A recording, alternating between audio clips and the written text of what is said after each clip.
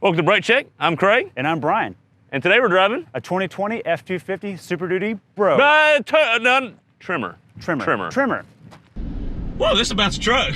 It's a 3/4 ton. What are we in? We're in an F-250, a 2020 Ford F-250 with a Tremor package. That means it's a brodozer. Well, some could say that. Some say, but some don't. But Ford would call it an off-road package. Okay, so like the Raptor.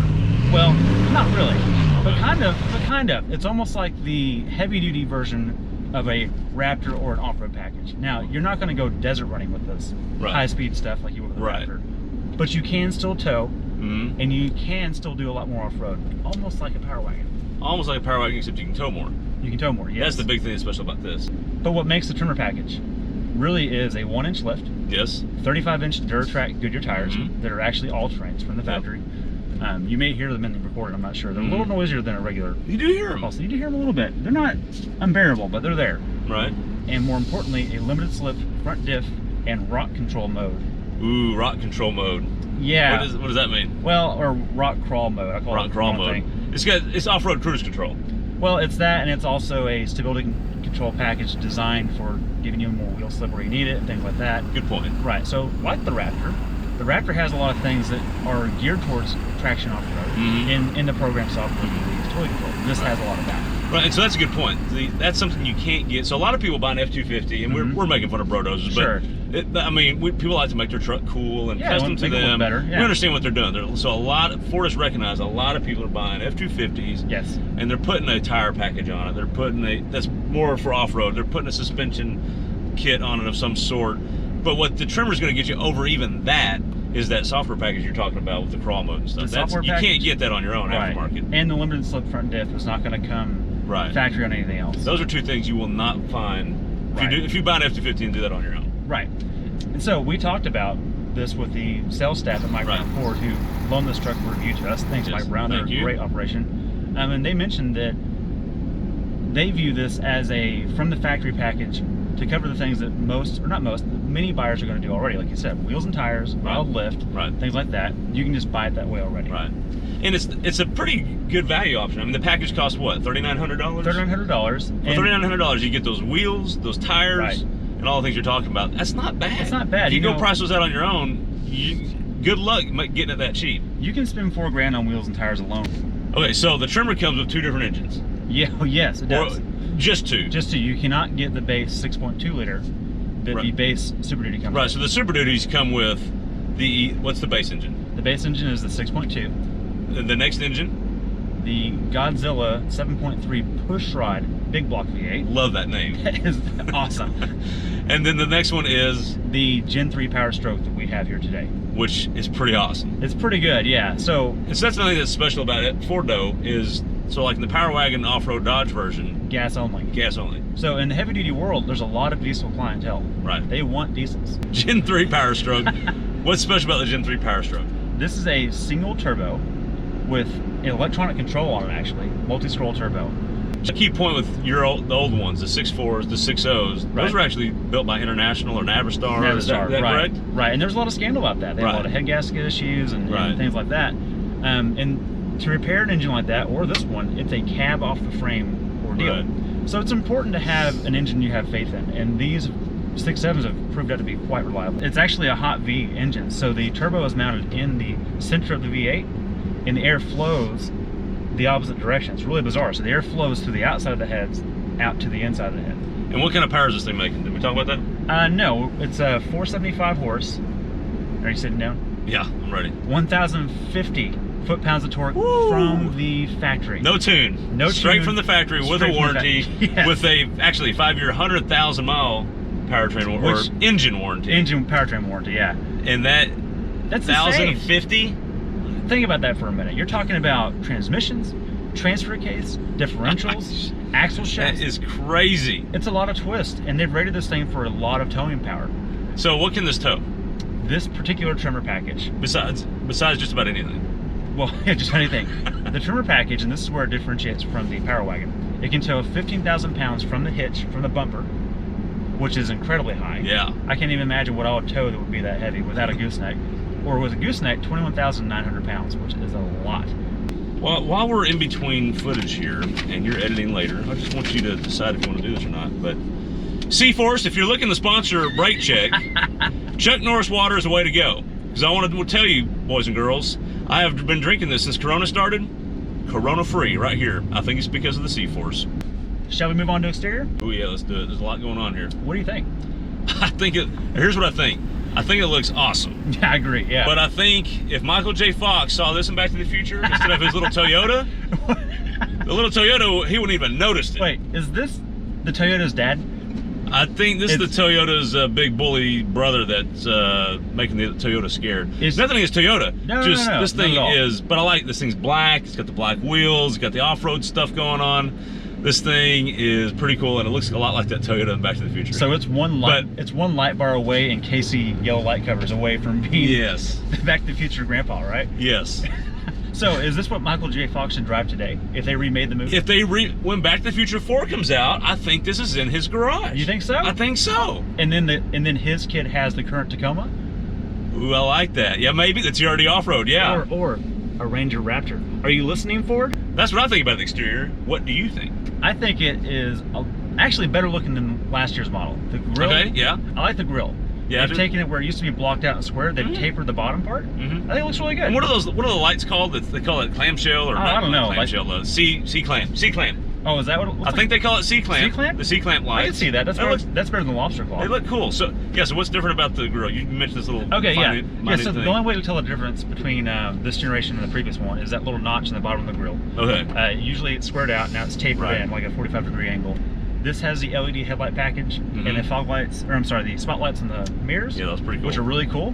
The wheels and tires definitely look bolder than a regular package. When this truck pulled up today, when we looked at it, I thought, oh yeah, that's a lot of tire. Okay, so that's what we think about the exterior. What do you think about the interior? Man. Because this is the Lariat package. That affects the interior. Now, in the Ford lineup world, I prefer Lariat packages.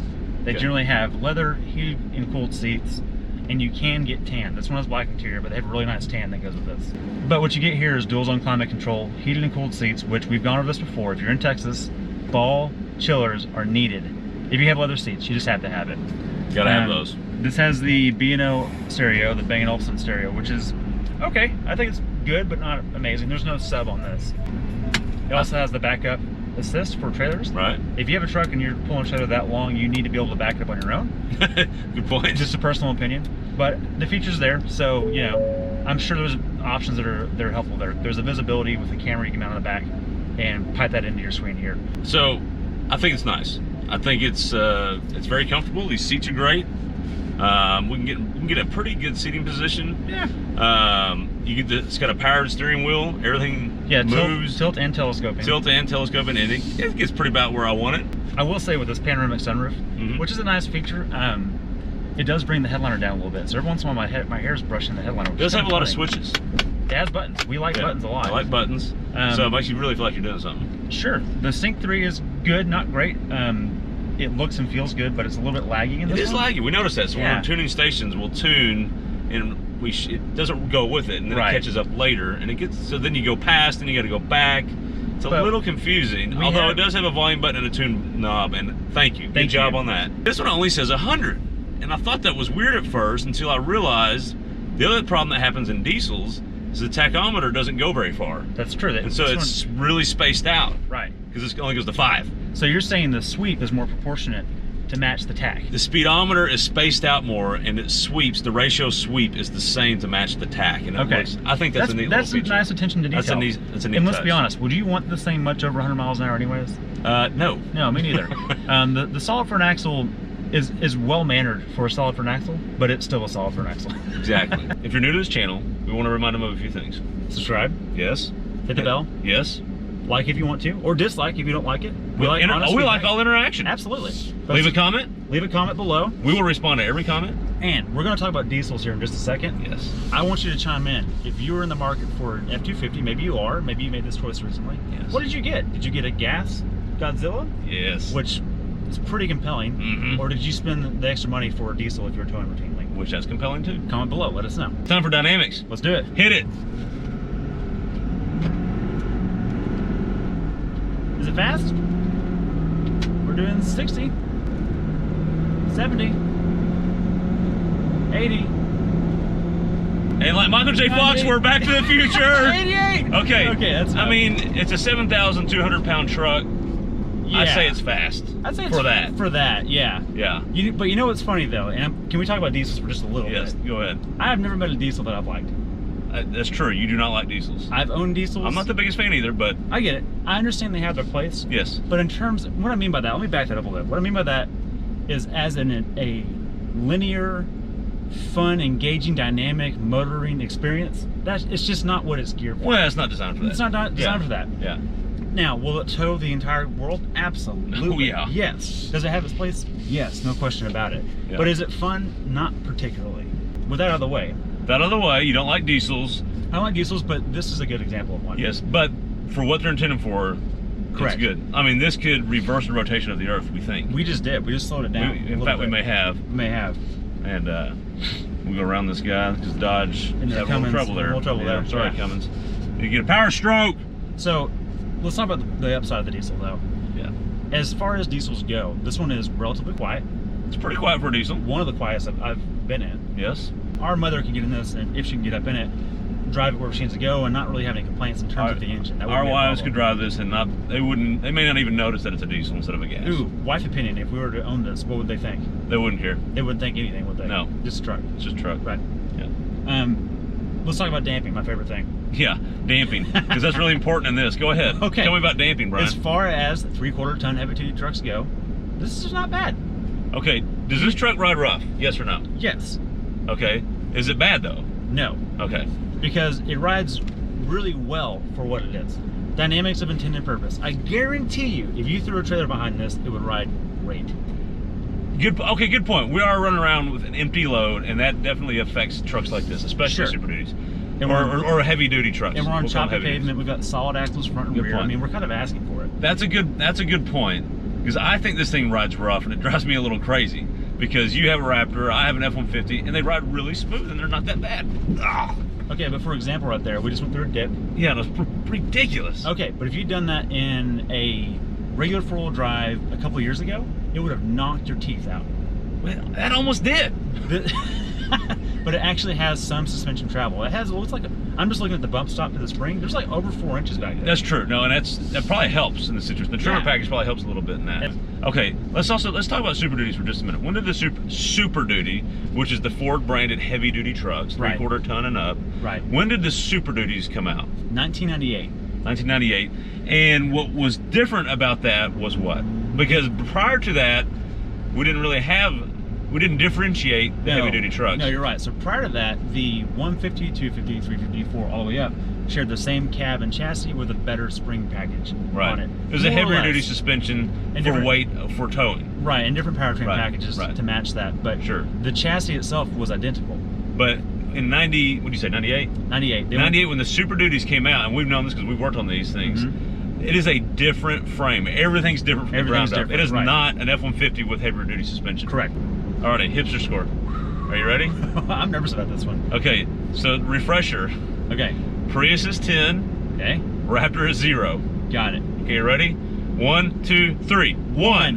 Whoa! We finally figured it out. Okay. Okay, congratulations for finally understanding what hipsters are. Yeah, I just understood your made-up scale. Thank you for this that. is a very scientific and legitimate and objective. Thank you. Well, it's a brake check rated score. So Because it counts. we care about the hipster because they're going to save all of us. So this is important. Yeah, that's true. People don't make fun of this. This is serious. So, but I want to know why you gave it a 1. Tell me why you gave it a 1. Okay, so I think of the Raptor as a 0 because of its persona.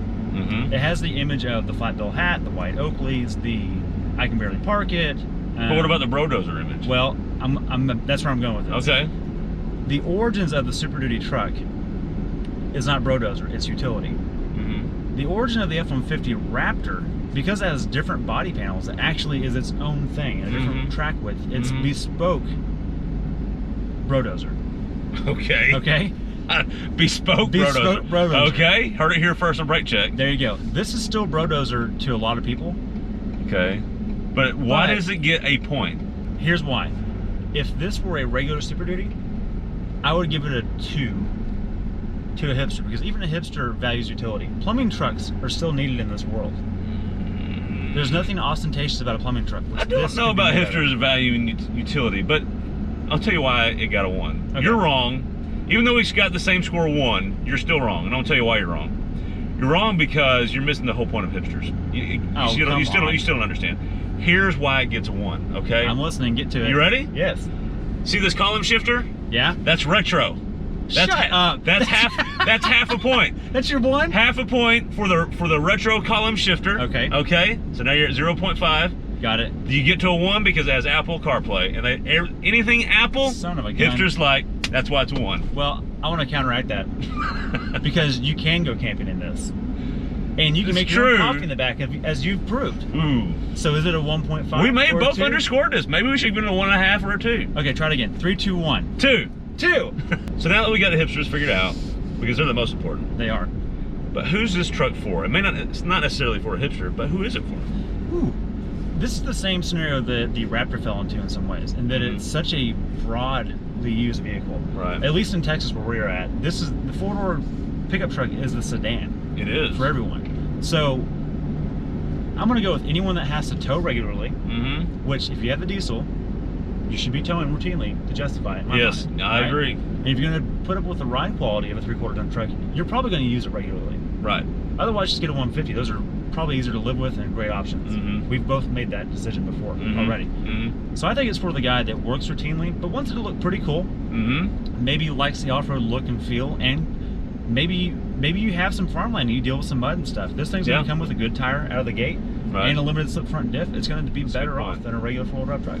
Yeah, I agree with you. I think this is not necessarily for the guy that just lives in the city. Obviously anybody can get it. It doesn't matter.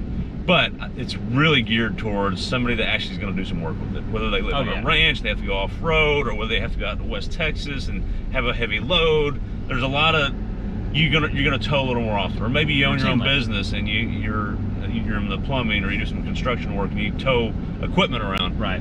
This is for that. But then on the weekend when you're done work and you unhitch it, this does have style. It is fun. You can go play off-road if you want to. So you get a little bit of both. You get all the functionality, like you're saying, of it's a family car, but you can do all the other work stuff too. So I think again, it checks a lot of boxes, and I love it that the manufacturers, Ford, Chevy with AT4, or GMC with AT4, Chevy whatever Trail Boss stuff, Ram with the Rebel, and Ram with the Rebel, and the Power Wagon. I love it that there's more manufacturer off-road options. Completely. And I have to give it to Ford with the Raptor, kind of pushing that window. Yeah, absolutely. I know we had the Z71s back in the day with Chevy, but yeah, that's true. Yeah. Ford really brought that into the modern era with the Raptor, they made it get count. all these things. The Raptor is more than just a decal, and I think that this is as well. That's a good way to put it. Because mechanically, you're getting things that an FX4 won't have, or a regular 4-wheel drive won't have. Honestly, an FX4 compared to a standard 4x4 is just like skid plates and a decal. Right. It's not really enough to make it game-changing. Whereas this, you're getting more than just a decal. Good point. So there you go. All right. More than a decal. Thank you for tuning in to Brake Check. To Brake Check. Let us know if we were terrible or bearable. I don't understand terrible or bearable. This is the weirdest. F-250 Super Duty Tremor, more than a decal. Thanks for watching.